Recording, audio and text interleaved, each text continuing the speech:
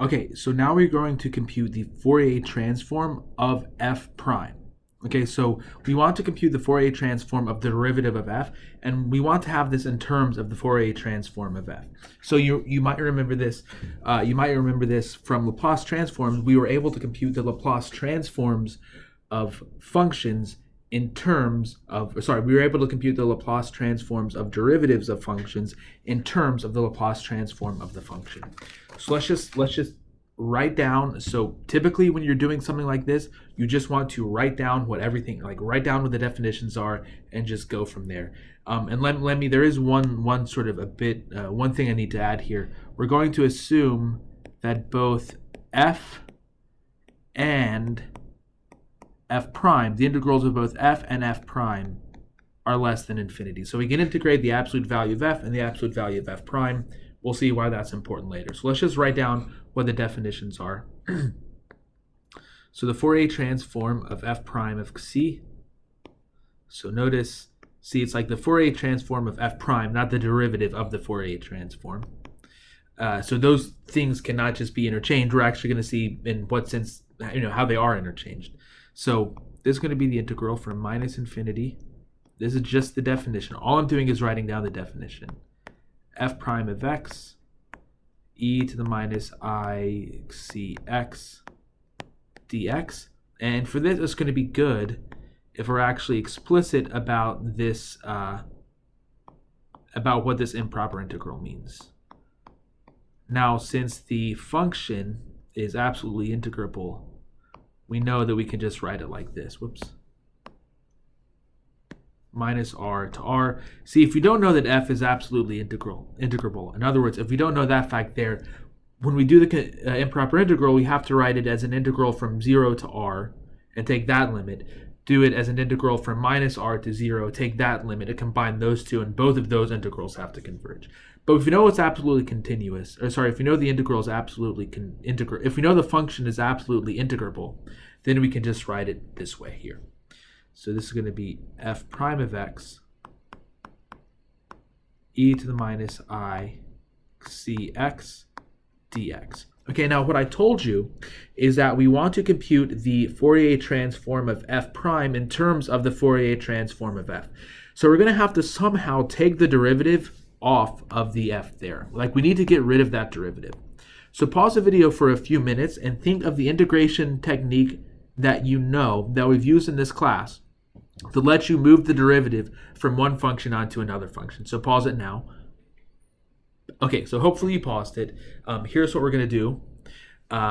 We're going to use, and if you hadn't paused it, here's a chance to pause it now while I write this. We are going to use integration by parts. And this is like going to be our our v prime. F prime will be our v prime, and this will be our u. I'm using the standard kind of notation from integration by parts. And so it's going to be u times v, so it'll be f of x times e to the minus I cx, and we evaluate that from minus r to r. And then it's going to be minus the derivative, minus the integral of v times u prime. Okay, now u prime, what is u prime? So we're taking the derivative with respect to x. So u prime of x is minus I c e to the minus I cx. Okay, and so when we put this into the formula, well, the minus I c will become a plus there. We'll have that going from minus r to r, and now it's just going to be v, so v of x then is just equal to f of x. So f of x e to the minus I cx dx. Okay, so now what do we do here? Well, I claim that this is 0. So let me give a little argument about why this is 0. Well, what is it? So let's just look. What we get here is going to be f of r e to the minus I cr minus f of minus r e to the minus I cr. Okay, and my claim is that as r goes to infinity, this goes to 0. And as r goes to infinity, this also goes to 0. Okay, so why is that? In other words, what I'm saying is as x goes to infinity, f of x goes to 0. Now, we actually need to provide an argument. There are functions, and I'll let you think about this. There are functions that are absolutely integrable whose limit does not go to 0. So there are some functions that are absolutely integral, but the limit of f of x does not go to 0 as x goes to infinity. Okay, so why can we say that about this? Well, the key is going to be that the derivative is also absolutely integrable. So f of r is equal to the integral from 0 to r, f of r minus f of 0 is equal to the integral from 0 to r f hat of x dx. This is just the fundamental theorem of calculus. Or we can rewrite this as f of r equals f of 0 plus the limit the integral from 0 to r f prime of x dx. Okay, now as r goes to infinity, what does this mean? So as r goes to infinity, we know that f of 0 plus the integral from 0 to r f prime of x dx, we know this converges. Because since f prime is integrable, we know this integral converges. So this converges to something. It converges to something, to some number. We don't know what it is, but we know it converges to some number. Okay, so therefore, f of r converges to whatever that number is. It converges to this same number, because f of r is just equal to f of 0 plus the integral. Okay, so we know that f of r converges to something. Okay, so assume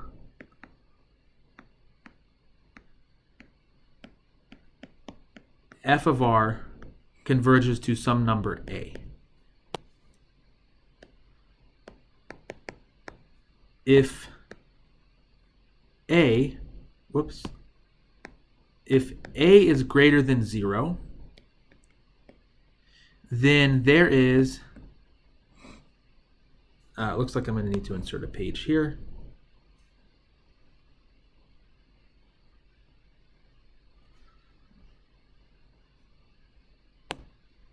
Okay, so if a is greater than 0, then there is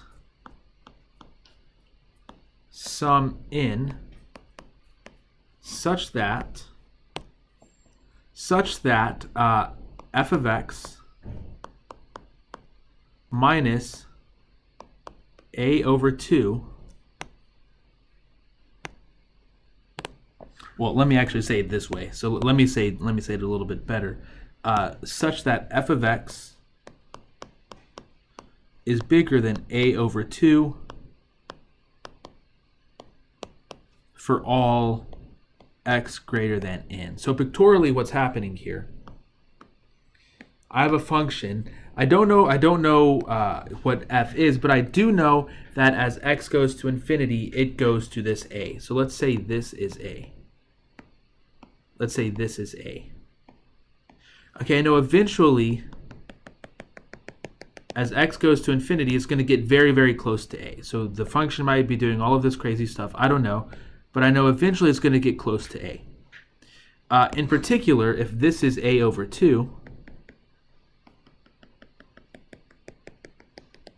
it's at least going to be above a over 2. If it gets very, very close to a,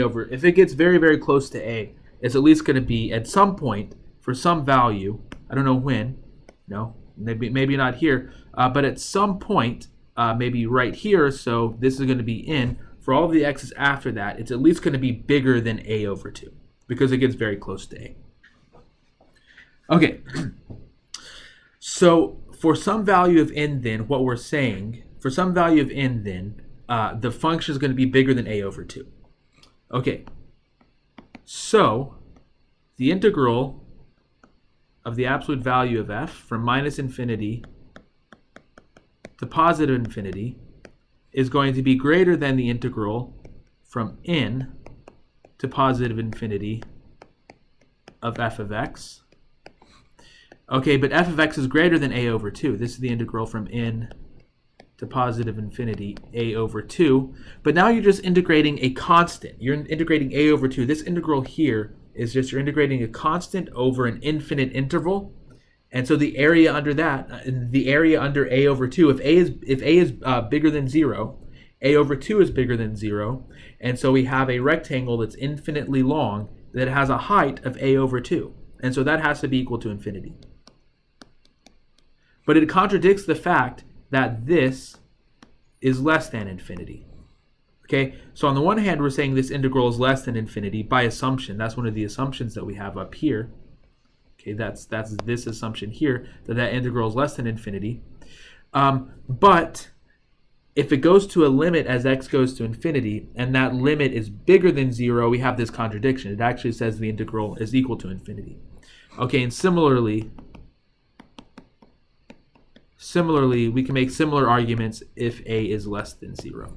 So a can't be bigger than 0, a can't be less than 0, so a is equal to 0. That is, the limit as r goes to infinity of f of r is equal to 0. And similarly, it's not just for f, it's for not just for f of r, it's for f of minus r as well. This is equal to 0. Okay. All right, so now we can continue our computation. So we're up here. I meant to write this in, so hold on one second. I'm going to just rewrite this in purple. Okay, so this is the conclusion. If we come back up here to what we're looking at, notice we don't have f of r. We have f of r times e to the minus I cos r. Well, this, if you have e to an exponential, if you have an exponential function and the argument to the exponential, in other words, the thing in the exponential function is imaginary, the absolute value of that, the complex absolute value of that, the modulus of that is just equal to 1. And so then the limit as r goes to infinity of the absolute value of f of r, e to the minus I cr, well, this is just equal to the limit as r goes to infinity of the absolute value of r, which up here, we've already seen up here, this is equal to 0. Okay, so in other words, I've now established the fact that this part right here is equal to 0. And so let's call this star. Let's call that star. And now what we're left with is star is equal to the limit as r goes to infinity, I c minus r to r. Let me make sure I'm writing that down right. Yeah, minus r to r, f of x e to the minus I cx dx. Well, this, again, what does this mean? This just means the integral from minus infinity. Aha, great. The pen stopped working, so now we're going to get the children/serial killer handwriting. Minus infinity. There are solutions to this that I think I will have very soon. But anyways, f of x e to the minus I. Oh, c is going to be an adventure here. Not so bad. Dx. Okay, but this is just sorry, I forgot the I c, so got to do the c again. Okay, but the integral here, that's just f hat. So overall, this is I c f hat of c. Okay, so conclusion, the Fourier transform of the derivative of f is just equal to I c times the Fourier transform of c. Okay, Now I want you guys to prove the following. Show the following. So what about higher order derivatives? What if I want to take the, I'm going to write the kth derivative because I don't think n is going to go well for me right now. The kth derivative of f, the Fourier transform of the kth derivative of f, is equal to I to the k, c to the k, f hat of c. Okay, so show this.